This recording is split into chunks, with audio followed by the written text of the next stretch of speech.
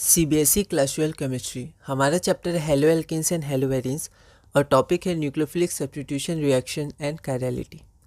अगला क्वेश्चन है question number 65। Which alkyl halide would you expect to react more rapidly by an SN2 mechanism and why. तो यहाँ आपके पास दो alkyl halide दिए हुए हैं, इनमें से कौन सा SN2 मैकेनिज्म से रिएक्ट करेगा। और अगला क्वेश्चन है racemisation occurs in SN1 reactions why. SN1 reaction में हमें पता है रेसमाइजेशन होता है और SN2 में इन्वर्जन होता है। तो SN1 में रेसमाइजेशन क्यों होता है। यह दो पार्ट का क्वेश्चन है, 2014 फॉरेन में 2 मार्क्स का आया था। एक बार आप इसे ट्राई करिए, फिर हम लोग आगे बढ़ते हैं। SN2 रिएक्शन में जो रिएक्टिविटी होता है वो मेनली स्टेरिक हिंड्रेंस पे डिपेंड करता है। तो ये हमारे पास 1 डिग्री है और ये 2 डिग्री है, तो यहाँ पर स्टेरिक हिंड्रेंस कम है, तो यहाँ पर रिएक्शन ज़्यादा जल्दी होगा। ऐसे क्वेश्चंस हमने किए हुए हैं, ठीक है। तो यहाँ पर in SN2 reaction the reactivity depends upon steric hindrance, और बाकी आप लिख सकते हैं कि this is 1 degree so the steric hindrance will be less and so it will react faster, ठीक है। ऐसे क्वेश्चन किए हुए हैं, तो यहाँ मैंने डॉट लगा दिया, इसके बाद आप कंप्लीट कर सकते हैं।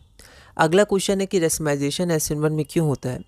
तो in SN1 reaction the intermediate carbocation formed is sp2 hybridize and planar. तो जो कार्बोकैटायन होता है वो sp2 हाइब्रिडाइजेशन होता है, अकायरल होता है और प्लेनर होता है।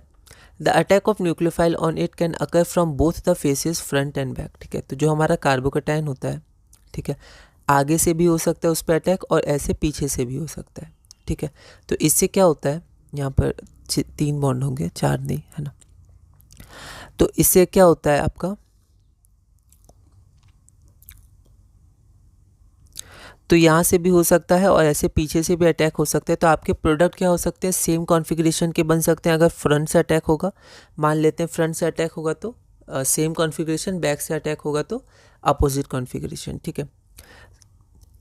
The attack of nucleophile on it can occur from both the faces front and back with equal ease, ठीक है। 50:50 mixture of 2 enantiomers that is the products with opposite configuration, ठीक है। तो 50:50 रेशियो बनेगा, मतलब इक्वल प्रोडक्ट्स बनेंगे, है ना। एक जो फ्रंट अटैक होगा, एक जो बैक अटैक होगा, तो वो 2 एनेंटियोमर्स होंगे, ठीक है। एनेंटियोमर्स होते क्या हैं, the products with opposite configurations, ठीक है, फ्रंट और back. Thus SN1 reaction of optically active alkyl halides are accompanied by racemization। तो उनमें हमारा रेसमाइजेशन होता है, ठीक है। अगला क्वेश्चन है, NCERT में आप ज़रूर नोट्स पढ़िएगा NCERT के, क्योंकि वो बहुत इंपॉर्टेंट है।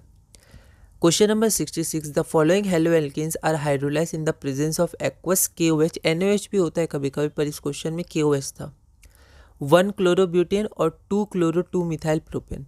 तो इनका हाइड्रोलाइसिस हुआ है in the presence of KOH।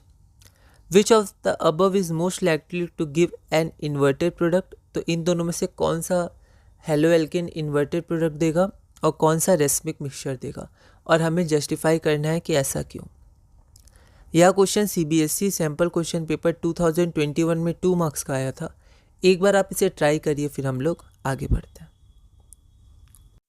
तो हमारे पास जो 1 क्लोरोब्यूटेन है, तो ये हमारा 1 क्लोरोब्यूटेन है। यहाँ बॉन्ड लाइन स्ट्रक्चर है, आप ऐसा स्ट्रक्चर भी बना सकते हैं सिंबल के साथ।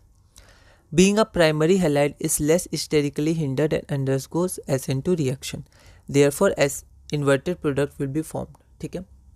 तो SN2 में इन्वर्टेड बनता है। सेकेंड क्या है, 2 क्लोरो 2 मिथाइल प्रोपेन। तो 2 क्लोरो 2 मिथाइल प्रोपेन का ये स्ट्रक्चर है और ये 3 डिग्री हैलाइड है। अब 3 degree halide stable 3 degree carbocation बनाता है, और कार्बोकैटायन इंटरमीडिएट हमारा SN1 रिएक्शन में बनता है।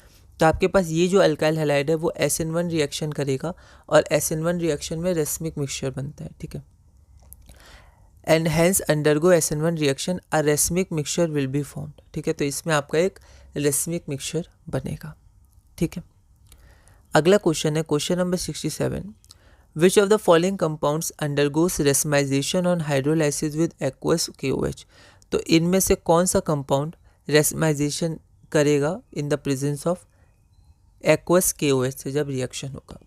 यह क्वेश्चन CBSE 2021 में 1 मार्क का आया